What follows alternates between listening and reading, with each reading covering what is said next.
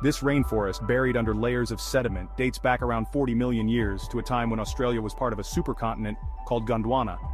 Fossils of ancient plants and trees were found in stunning detail, perfectly preserved relics of a lost world. It's a glimpse into a time when Australia was lush, green, and teeming with life. Back then, this area wasn't the arid landscape we know today. It was part of a thriving rainforest filled with now extinct species of trees, plants, and creatures. The discovery gives scientists a rare window into Earth's ancient past and how climate change transformed this once green landscape into the dry continent we see today. Australia's prehistoric secrets continue to unfold. Who knows what other hidden worlds lie beneath?